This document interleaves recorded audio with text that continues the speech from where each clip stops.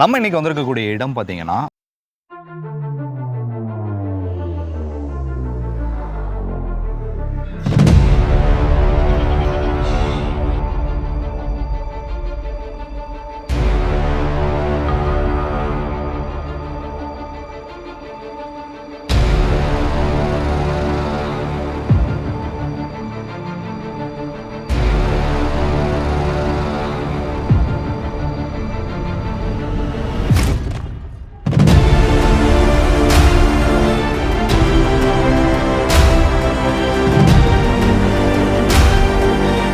கட்டிட்டு வந்தது எப்படி சார் அவுத்துட்டு போச்சு?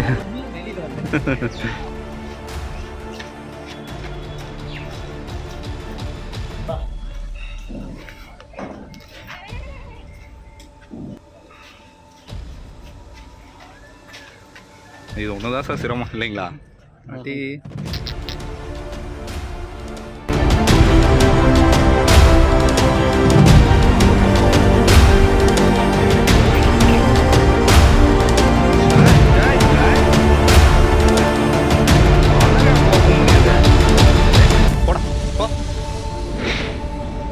இருக்குங்களா?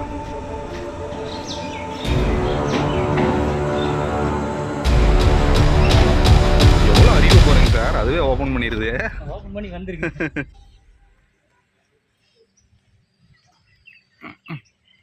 இவர் எவ்வளவு வெயிட் இருப்பாருங்க சார்? ஒரு 15 கிலோக்கு மேல. 15 கிலோ வருவாரு.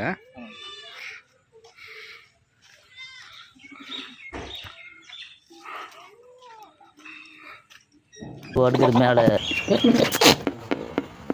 கடாயில் 1 வருஷம் 2 மாதம் தான் ஆகுது. ஆனால் நல்லா பெருசாக வளர்ந்துருச்சு இல்லைங்களா? இவர் வந்து 75 கிலோ வருவாருன்னு சொன்னீங்களே. குட்டி பாருங்க, குட்டிக்கும் அதே மாதிரி தான் இருக்குங்க.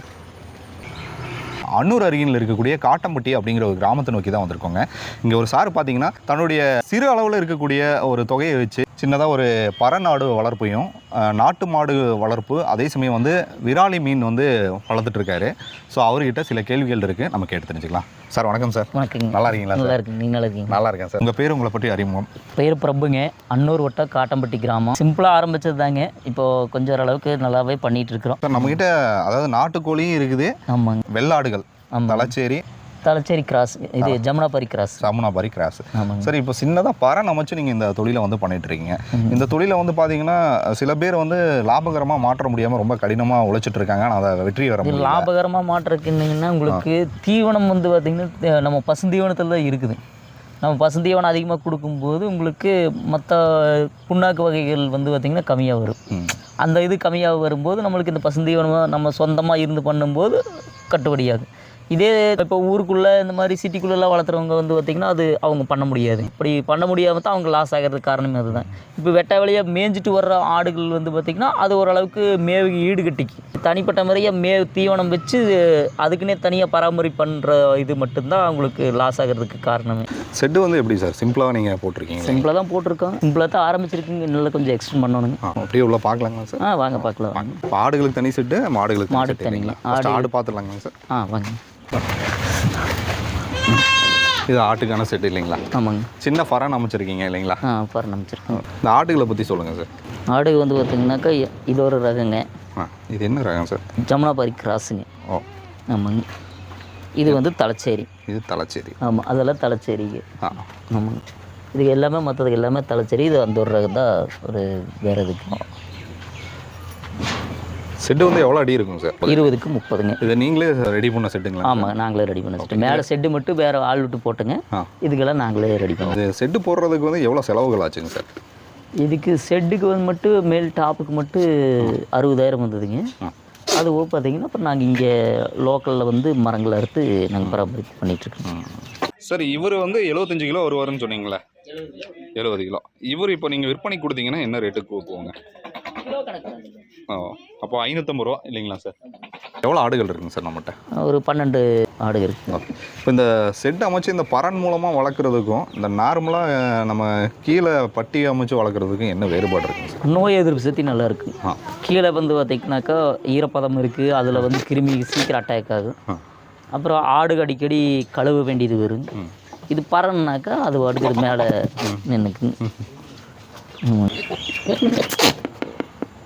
இப்போ மேலே பரனில் வந்து என்னென்ன சார் செட்டப் பண்ணியிருக்கிறீங்க? மேலே படுக்கிற மாதிரி தாங்க, மேலே படுக்கிற மாதிரி உள்ளே வந்து பார்த்தீங்கன்னா தண்ணி உள்ளே வச்சுருவாங்க ட்ரிங்கரில். அங்கங்கே கப்புக்கு இருக்குது, கப்புகளில் மேவு போட்டோ ஃபீடு சாப்பிட்டுக்குங்க. அந்த மாதிரி தாங்க. ஆமாங்க. இந்த மாதிரி சிம்பிளாக வந்து நம்ம பரன் அமைச்சிக்கிறது வந்து வீட்டில் நம்ம சொந்த இடம் இருந்துச்சுன்னா அமைச்சிக்கிறது ரொம்ப நல்லதுங்களா சார்? கண்டிப்பாக நல்லதுங்க.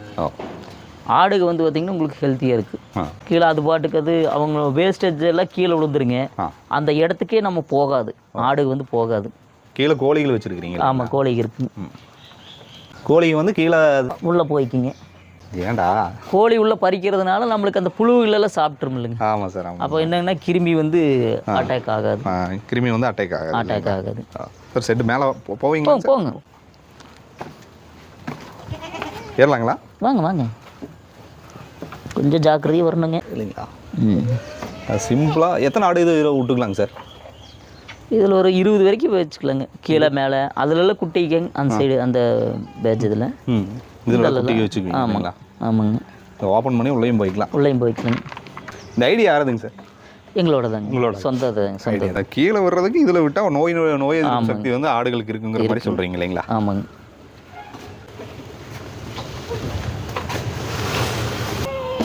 பார்த்து வரணுங்க. இந்த கடாயெல்லாம் 1 வருஷம் 2 மாதம் தான் ஆகுது. ஆனால் நல்லா பெருசாக வளர்ந்துருச்சு இல்லைங்களா? ஆமாங்க சார். இதோடைய ரோமெல்லாம் இருக்குது பாருங்கள், ரோமம் வந்து நீங்கள் எடுத்துட்டீங்க போல இருக்கேன். இல்லைங்க, அது வந்ததே அப்படித்தான் வந்ததுங்க. இப்படி தான் இருக்குங்களா? வந்தது அப்படித்தான் வந்ததுங்க. இந்த ஆடினுடைய ரோமங்கள் இப்படி தான். சில இடங்களில் வந்து வெளிநாட்டுலாம் பார்த்தீங்கன்னா அது ரோமத்தை எடுப்பாங்க, அது எடுக்கலைங்க. ஆமாங்க. இது குட்டி பாருங்க, குட்டிக்கும் அதே மாதிரி தான் இருக்குங்க. எங்கே சார்? அந்த குட்டிங்க சிறுசாக இருக்கும்போது வந்து பார்த்தீங்கன்னா அதே கண்டிஷன் பாருங்க. மூஞ்சியில் வருது தெரியுதுங்களா? மூஞ்சியில் வருது, முகத்தில். ஆமாம், அப்படியே தான் இருக்குது. செட்டில் வேறு என்னென்ன சார் செட் பண்ணியிருக்கிறீங்க? இது அவ்வளோ மட்டும்தாங்க. மேலே வந்து ஓலை மேய்ஞ்சிருக்கீங்க இல்லைங்களா? மேலே வந்து ஷீட்டு. ஓகே. இந்த ஓலை மேய்கிறது எதுக்குங்க சார்? ஹீட் இறங்காமல் இருக்குது. ஹீட் இறங்காது. என்ன வெய்ய காலத்துலேயுமே ஹீட் வந்து வராதுங்க. நீட்டாக இருக்கும். ஆமாங்க. இந்த வெள்ளாடுகள் வளர்ப்பில் பார்த்தீங்கன்னா இந்த பரண் அமைச்சு நிறைய செலவுகள், அதாவது ஒரு 5 லட்சம் வரைக்கும் கூட நாங்கள் செலவு பண்ணி தான் ஒரு பரண் அமைச்சேங்கிற மாதிரி சொல்கிறதெல்லாம் நான் பார்த்துருக்கேங்க. நம்மளுடைய பரண் பார்த்தீங்கன்னா சிம்பிளாக உங்களுடைய இடத்துல ரொம்ப மினிமம் ப்ரைஸில் பண்ணியிருக்கீங்க. என்ன பட்ஜெட்டில் பண்ணீங்க சார்? இது டோட்டலாக வந்து பார்த்தீங்கன்னா ஷெட்டு, அவுட்ரு, பரண் எல்லாம் சரி பார்த்தீங்கன்னா ஒரு 1.25 லட்சத்துக்குள்ளே தான் வரும். ரொம்ப குறைவான செலவு. அது வந்து பண்ணுறாங்க, அது வந்து பிவிசி மெட்டீரியல் அந்த இதில் பண்ணுறாங்க. அதுக்கு வந்து பார்த்தீங்கன்னா உங்களுக்கு ஆங்கிள் செலவிலிருந்து மேலே ஷெட்டு செலவிலிருந்து எல்லாமே வருங்க. இது வந்து பார்த்தீங்கன்னா நாங்கள் போட்டிருக்கிறது தென்னை மரம் அதில் தான் போட்டிருக்கோம். மேலே அப்படித்தாங்க கூரைக்கு மேலே ஷீட் போட்டிருக்கோம். அதில் சிம்பிளாக பண்ணியிருக்கோம். ஆடுகள் வந்து மேலேயே இருந்துக்கும், அதே சமயம் கீழே இறங்கி அந்த கீழே வந்து தீவனம் தண்ணி எல்லாம் வந்து கீழே சாப்பிட்டுக்குங்க. நைட் டைம்லலாம் மேலே இருக்கீங்க. அதனால ஒரு பாதுகாப்பாக. ஆமாம் ஆமாங்க. இந்த பரண் மேலே இருக்கிறனால தான் அந்த நோய் எதிர்ப்பு சக்தி வருங்கிற மாதிரி. உங்களுக்கு வந்து நோய் எதிர்ப்பு சக்தி நல்லா இருக்குங்க. உங்களுக்கு ஆட்டுகளில் வந்து இந்த கீழே சேத்துக்குள்ளே படுக்கிறது அந்த இதுக்கெல்லாம் எதுவுமே வராது. சார் எப்படி சார் விற்பனைக்கு வந்து எப்படி சார் அவங்களே வந்து வாங்கி எடுத்துக்கிறாங்க? 550 ரூபா வரைக்கும் எடுக்கிறாங்க. ஒரு கிலோ வந்து 550 ரூபா வரைக்கும் எடுக்கிறாங்க. சார் இப்போ இந்த ஒரு பரணை வந்து நீங்கள் இன்கேஸ் நீங்கள் ஃபியூச்சரில் வந்து இன்னும் விரிவடைஞ்சு பெருசாக பண்ணுற மாதிரி என்ன இருக்குங்களா? இல்லை, இதுலேயே ஆக்சுவலாக இதுலேயே ஒரு 25 வரைக்கும் வளர்த்துக்கலாங்க. போதுங்க, அது சிம்பிளான இது. நம்ம அதிகமாக நம்ம போகும்போது நம்மளுக்கு இன்வெஸ்ட்மெண்ட் அதிகமாக பார்க்க முடியாத சூழ்நிலை, வெளி வேலைகளெல்லாம் பார்க்க முடியாத சூழ்நிலை, லிமிட்டாக இருக்கிறது கரெக்டாக இருக்கும். Okay sir. இதில் எவ்வளோ வருமானம் உங்களால் ஈட்ட முடியுதுங்க? வருமானம்னா இப்போது எல்லாமே கொஞ்சம் ஆடுக்கு தான் சேர்த்திட்டு இருக்கிறேங்க. வருமானம் பார்க்கும்போது ஆக்சுவலாக வருஷம் எல்லா செலவும் போக இப்படி இருந்தாலும் ஒரு 1 லட்ச ரூபா நிற்கி. இது சைடு வருமானமாக தான் பண்ணிக்கணும். நம்ம மெயின் வருமானம் நம்மளுக்கு பால் அந்த மாதிரி இருக்கிறதுனால மெயின் சைடு வருமானமாக வச்சிட்டோம்னா அது கொஞ்சம் ஈடு கிட்டிக்கும். சப்போஸ் குட்டிகளே இருந்ததுனாலும் இப்போ மாடு இருக்கும்போது பாலுகளில் அந்த பாலை வேணாலும் கூட குட்டிகளுக்கு கொடுத்துக்கலாம். பால் பற்றாக்குறை ஏற்படும் போதும் கூட கொடுக்கலாம். சரிங்க சார். ஆமாம். அப்போ என்னங்கன்னா உங்களுக்கு பால்லையுமே உங்களுக்கு டேலி ஆயிரும். டேலி ஆயிரும். இது மாடோட செட்டு இல்லைங்களா? ஆமாங்க. இது எவ்வளோ அடி வருங்க சார் மாடோட செட்டு? இது 20க்கு 20. 20க்கு 20. ஆமாங்க. என்னென்ன மாடுகள் இருக்குங்க சார்? நம்மளது நாட்டு மாடு தாங்க, நாட்டு கிராஸ். இப்போ நாட்டு மாடுங்கும் போது நம்மளுக்கு பால் ஒரிஜினல் நாட்டு மாடுன்னா நம்மளுக்கு பால் கம்மி இருக்குங்க, அது கிராஸுங்க. இது எவ்வளோ சார் கிடைக்குது? இது ஆக்சுவலாக ஒரு 10 லிட்டருக்குள்ளே வரும். 10 லிட்டர் வரும் இல்லைங்களா? சரி. இப்போ இந்த 10 லிட்டர் வந்துட்டு நீங்கள் எங்கே பால் ஊற்றுறீங்க? பால் கறதாங்க. இந்த பால் கறக்கே ஊற்றிக்கிறீங்க. எவ்வளோ சார் ஒரு லிட்டருக்கு வந்து கொடுக்குறாங்க? 30 ரூபா கொடுக்குறாங்க. ரொம்ப குறைவாக தான் கிடைக்குது. ஆமாங்க. இந்த செட்டில் வந்து என்னென்ன சார் ஸ்பெசிலிட்டி இருக்குங்க? மாடுகளோட செட்டில் எதுவுமே நாங்கள் ஃபெசிலிட்டின்னு ஒன்றுமே பண்ணலை. ஆ. சிம்பிளாக தான் இருக்குது. மாடுக ஃபீடு சாப்பிட்றது மட்டும். பைக் எல்லாம் இது பண்ணல. முதல்ல நிறைய மாடு இருந்ததுங்க. 10க்கு மேலே இருந்தது. அதனால் எல்லாம் செட்டு பெருசாக இருந்தது. இப்போது ஒன்று கட்டுப்படியாகிறதுனால பண்ண முடியறது இல்லைங்க. தீவனம் ரேட் ஏறிடுச்சு இல்லைங்க. தீவன ரேட் ரொம்ப ஹை ஆயிடுச்சு இல்லைங்களா? ஒரு மூட்டை பருத்திக்கிட்டே வந்து பார்த்தீங்கன்னா 3600 வருது. அது கம்மி பண்ணணும்னு தான் எல்லாருமே கோரிக்கை வச்சுட்டு இருக்காங்க. இப்போ பாலோட விளைச்சல் இல்லைங்க உங்களுக்கு. ஆமாம் சார். பருத்தி விதை விளைச்சல் இருந்துன்னா தானே உங்களுக்கு. எல்லா விவசாயம் சார்ந்த எந்த தொழிலுமே நலிவடைஞ்சிட்டு தான் வந்துருக்குது. ஆமாங்க. இப்போ யூரின்லாம் என்ன சார் பண்ணுறீங்க? யூரின் எல்லாம் அப்படியே காட்டுக்கு போயிருங்க. நம்மளுடைய காடுகள் இருக்குது, காட்டுக்கு வந்து அழகாக போயிடும் இல்லைங்களா? மசால் புல் எவ்வளோ சார் வச்சுருக்கீங்க? 1 ஏக்கரா இருக்கு. 1 ஏக்கரா வரைக்கும். அது என்ன சார் அது? எதுங்க இது? தண்ணி ஸ்டோரேஜ் குட்டைங்க. மீன் வளர்த்திட்டு இருக்கு. மீன் வளர்த்துறீங்களா சார்? பார்க்கலாங்களாங்க சார்? அது மீன் பார்க்க முடியாது, மேலே குட்டை தான்.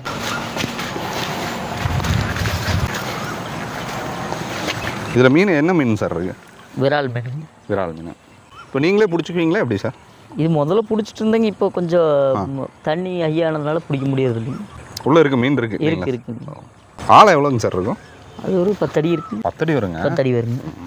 விழுந்தா அவ்வளோதான். ஆமாங்க. நாட்டுக்கோழி என்ன சார் பண்ணுறீங்க? நாட்டுக்கோழி இப்போ சனிக்கிழமை அந்த டயத்துக்குள்ளெல்லாம் வந்து பார்த்திங்கன்னா லோக்கல் இருக்கிறவங்கள கூப்பிட்டு கறிக்கடைக்காரங்க வந்து வாங்கிக்குவாங்க, வெளியாளுகளை வந்து வாங்கிக்குவாங்க. என்ன ரேட்டுங்க சார் வருது? சாவல் 3 கிலோக்குள்ளேனா 600 ரூபா. 3 கிலோக்கு மேலே இருந்தால் 600 ரூபா, 3 கிலோக்கு கீழே இருந்தால் 550. இங்கே உங்ககிட்ட வந்தால் கொஞ்சம் ரேட்டு கம்மி. இல்லை 600 ரூபாய்க்கு ஆக்சுவலாக எடுக்கிறாங்க. ஆமாங்க சார். மாடு வந்து நீங்கள் எத்தனை மாடு சொன்னீங்க சார்? 4 இருக்குதுங்க. 4 மாடும் நீங்கள் பறந்து நீங்கள் பால்காரங்களுக்கு அதாவது நீங்கள் மீனும் வச்சுருந்தீங்க சொன்னீங்க. விரால் மீன் சார். அது வந்து எப்படிங்க சார்? அது நீங்கள் எப்படி? எங்களுக்கு சொந்த யூஸ்க்கு வேண்டி வச்சுருக்கோம். உங்களுடைய சொந்த பயன்பாட்டுக்கு நீங்கள் வச்சுருக்கீங்க. ஏதாவது தேவைப்பட்டால் நீங்கள் எடுத்துக்கலாம். எப்படி சார் வலை போட்டு பிடிச்சிருவீங்க இல்லைங்க? இல்லை, கொஞ்சம் தண்ணி ஸ்டோரேஜ் கம்மியாகும் போது நாங்கள் பிடிச்சிக்குவோங்க. ஓகே சரி. இந்த ஆடுகள் வந்து இங்கே நீங்கள் வளர்த்துறதுனால கொஞ்சம் சேஃபாக இருக்குது, எந்த ஒரு நோயும் தாக்குறது இல்லைன்னு சொன்னீங்க. ஆமாங்க. இதை தாண்டி நம்ம நோய் தாக்கங்கள் வந்து என்னென்ன மாதிரியான நோய் தாக்கங்கள் இதில் ஏற்படுது? நோய் தாக்கங்கன்னா நோய் எதிர்ப்பு சக்தி நல்லா தான் இருக்குதுங்க, ஒன்றும் ப்ராப்ளம் இல்லை. இப்போ வெளியிலிருந்து வரும்போது இந்த அம்மை நோய் மாதிரி, அப்புறம் பார்த்திங்கன்னா இந்த வயிற்றுல புழுகள் அந்த மாதிரி இருக்குதும்போது நாங்கள் 6 மாதத்துக்கு ஒரு டைமு மெடிசன் கொடுத்துக்குறோம். இப்போ அந்த 1 வருடமான ஒரு கிடாயை நீங்கள் காமிச்சிங்க. ஆமாங்க. அதனுடைய வெயிட் பார்க்கும்போது ஒரு 20 to 25 கிலோ இருக்கிற மாதிரி தெரியும். ஜாஸ்தி வருங்க. இன்னும் ஜாஸ்தியாக 70 கிலோ பக்கம். 70 கிலோ. நான் பாருங்கள் ரொம்ப குறைவாக சொல்லிட்டு. 1 வருடத்தில் ஒரு 70 கிலோங்கிறது இந்த என்ன ஆடு சொன்னீங்க சார்? தலைச்சேரி ஆடு. இப்போ நார்மலாக நம்ம நாட்டு வெள்ளாட்டில் வந்து அவ்வளோ வெயிட் விழுகாதல்ல சார்? விழுகாது. இந்த ஆடு வந்து நல்லா வெயிட் விழுகுது.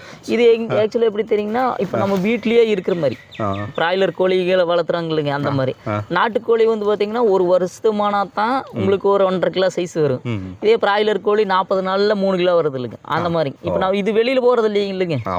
வெளியில் சுற்றி மேயும் போது உங்களுக்கு எனர்ஜி வேஸ்டேஜ் ஆகும். இது எனர்ஜி எல்லாம் வேஸ்டேஜ் ஆகாமல் அப்படியே சேஃபாக இருக்குது. சீக்கிரம் வெயிட் விழுது சார். இதுவும் அதே தான், நம்ம நாட்டு வெள்ளாடுடைய விலை தான் இது.